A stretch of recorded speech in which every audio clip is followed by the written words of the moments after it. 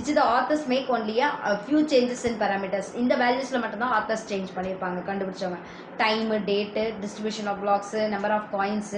அதனால தான் இந்த மாதிரி கரன்சிஸ் என்னங்கிறாங்கன்னா ஃபோர்க்குன்னு சொல்லுவாங்க. சரியா? In fork, both cryptocurrencies can share a common transaction history in blockchain until the split. ஓகேவா? ஸ்ப்ளிட் ஆகிற வரைக்கும் இந்த காமன் டேர்முங்கிறத ஒரு கிரிப்டோ கரன்சிங்கிற டேர்மையை தான் யூஸ் பண்ணுவாங்க. அது வரைக்கும் இது bitcoin, altcoin, litecoin அப்படின்னலாம் அவங்க ஸ்ப்ளிட் பண்ணி யூஸ் பண்ணவே மாட்டாங்க இந்த டேர்ம். ஓகேவா? நெக்ஸ்ட் ஆல்ட் காயின்ஸ்னால் என்னன்னு பாருங்க. இது வந்து என்ன அப்படின்னா எல்லா கிரிப்டோ கரன்சிஸையும் கலெக்டிவாக நம்ம சொல்கிறது தான் பிட்காயினுக்கு அப்புறம் வந்த எல்லா காயின்ஸையுமே we are saying that as all coins. ஓகேவா? the early all coins like coin and name coin appeared in 2011ல வந்துச்சு. their miners sought to overcome a number of problems inherent in bitcoin. ஓகேவா? அதை கண்டுபிடிச்சவங்க அதில் நிறைய ப்ராப்ளம்ஸ் வந்ததை இதில் வந்து over come பண்ணணும்னு நினச்சாங்க. ஓகேவா? ஸோ blockchain technologies இந்த மாதிரி ஏதாவது ஒன்று யூஸ் பண்ணி they have to solve the problems. many altcoins are inherently very similar to bitcoin in characteristics. அதே அதனுடைய குணாதிசயங்களே தான் இதுக்கும் இருக்கும், ஸ்ட்ரக்சரும் அதே மாதிரி தான் இருக்கும். But some cryptocurrencies have significant difference.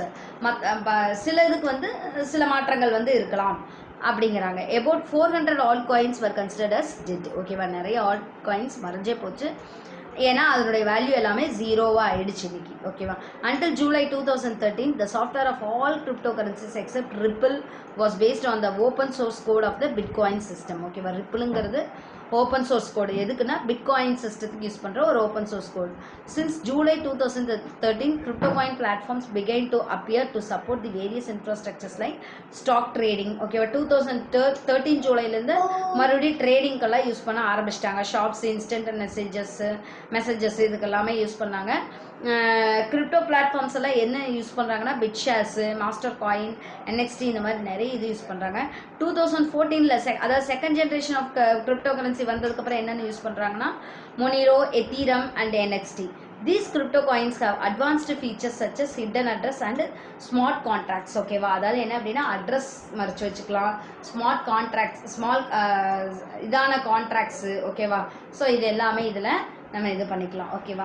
Then next என்னன்னு பார்த்தீங்கன்னா மைனிங். ஓகேவா? Next one is mining.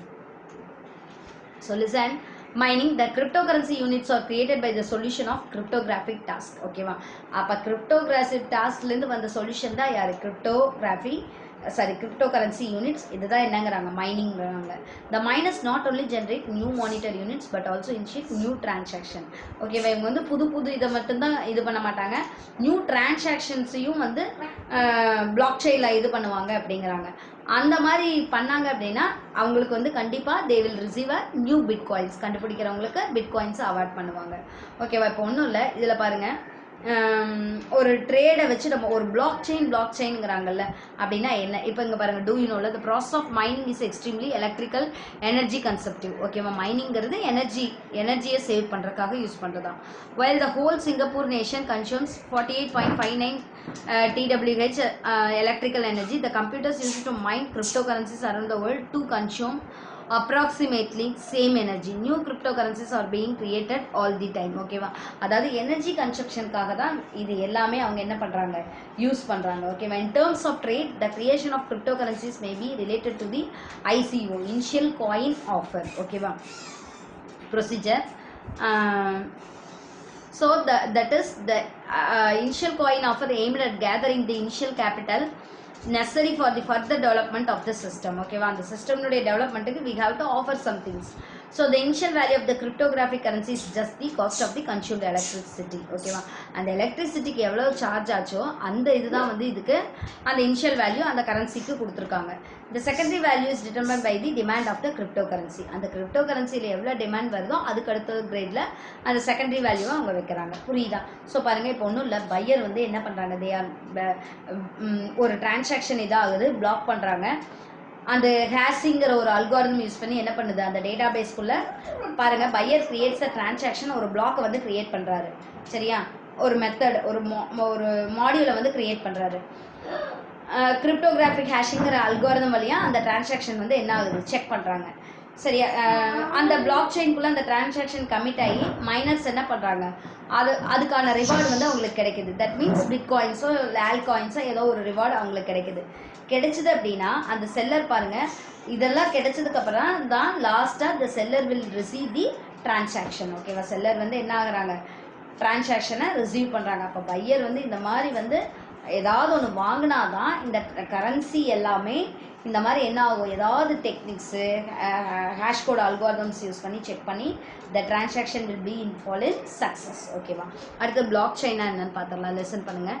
So blockchains are the open distributed books that records transactions of cryptocurrency. ஓகேவா? இது வந்து ஒரு ஓப்பன் டிஸ்ட்ரிபியூட்டட் புக்குங்கிறாங்க.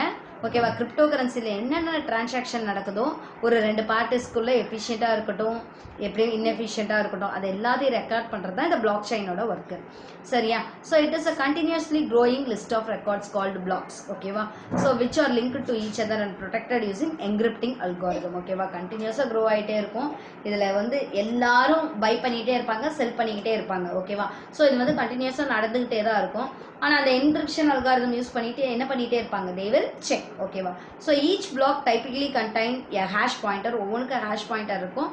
ஏன்னா அந்த ப்ரீவியஸ் பிளாக்கோட லிங்க் பண்ணிருக்கேன். It records data about every transaction with its date, time எல்லாத்தையுமே அது ரெக்கார்ட் பண்ணிடும். Once recorded the data in any given block cannot be altered without the alteration of all subsequent blocks. ஓகேவா? Record பண்ணியாச்சுன்னா அதை ஆல்டரே பண்ண முடியாது. எல்லா பிளாக்லையும் ஏதாவது ஆல்ட்ரேஷன் நடந்தால் மட்டும்தான் நம்ம என்ன பண்ண முடியும், இதே பண்ண முடியுங்கிறாங்க. ஓகேவா? So blockchains are by default resistant to data modification without the approval of the trusted authority. ஓகேவா? ஸோ அப்போ என்னது, அந்த ட்ரஸ்டட் அத்தாரிட்டி ஈவன் வந்து நம்ம எதையும் என்ன பண்ண முடியாது பிளாக் செயினில், even we can modify any thing. ஓகேவா? ஸோ அடுத்தது பாருங்கள். So the validity of the coins of the each cryptocurrency is also provided by the blockchain. ஓகேவா? அந்த காயினோட வேலிடிட்டியும் இந்த blockchain வச்சு தான் நம்ம சொல்ல முடியும். சரியா? ஸோ அதை தான் இந்த 16.9ல சொல்லியிருந்தாங்க. அந்த பிக்சர் நான் ஃபஸ்ட்டே உங்களுக்கு எக்ஸ்பிளைன் பண்ணிட்டேன். Since blockchains are safely designed with high fault tolerance, ஓகேவா, it is best suited to distributed computing system. ஓகேவா? இந்த blockchains எல்லாமே ஃபால்ட் டாலரன்ஸ்னா என்னது, பிழையை தாங்கிக்கூடிய தன்மையோட தான் கன்ஸ்ட்ரக்ட் ஆயிருக்கு. ஓகேவா? ஸோ அதனால் வந்து இதை நம்ம எங்கே யூஸ் பண்ணலாம் அப்படின்னா ஒரு டிஸ்ட்ரிபியூட்டட் கம்ப்யூட்டிங் சிஸ்டமில் கூட நம்ம we can use this blockchain. So decentralised structure of blockchain solves the problem of double spending. ஓகேவா? அப்போ இந்த டீசென்ட்ரலைஸ்டாக இருக்கிறது வந்து நம்ம டபுளாக ஸ்பெண்ட் பண்ணுறது கூட நமக்கு என்ன பண்ணுது, குறைச்சி தருதுங்கிறாங்க. சரியா?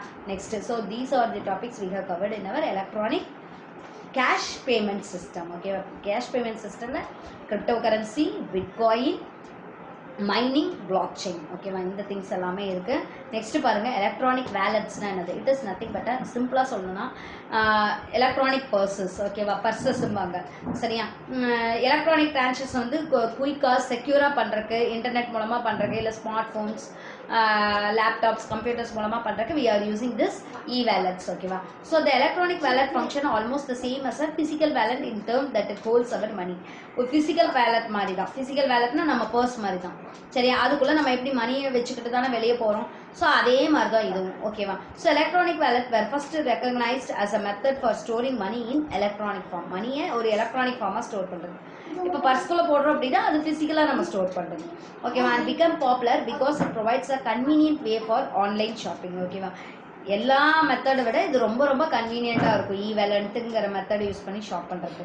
With the development of advanced internet the use of electronic wallets turned out of as an efficient transaction tool. ஓகேவா?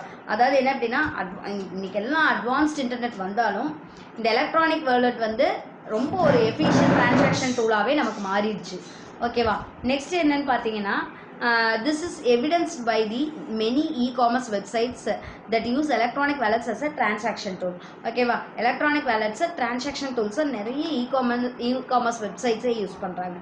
ஓகேவா? there are several electronic wallet service that are now widely used. ஓகேவா? நிறைய வேலட்ஸ் இருக்குது. Example என்ன அப்படின்னா PayPal, SBI பட்டி. So இந்த மாதிரி நமக்கு என்னது நிறைய எலக்ட்ரானிக் வேலட்ஸ் வந்து இருக்குது. இதை யூஸ் பண்ணி we can spend our money to the transactions. ஓகேவா? ஸோ என்னங்கிறது நேற்று கிளாஸில் எல்லாம் புரிஞ்சுதா உங்களுக்கு? ஸோ அப்போ இது வரைக்கும் நம்ம எலக்ட்ரானிக் கேஷ் பேமெண்ட் சிஸ்டமில் இது எல்லாமே இருக்குது. வேலட்ஸும் இருக்குது. சரியா? ஸோ இது வரைக்கும் உங்களுக்கு ஏதாவது டவுட்னா எனக்கு கால் பண்ணுங்கள், டெக்ஸ்ட் பண்ணுங்கள். Thank you students.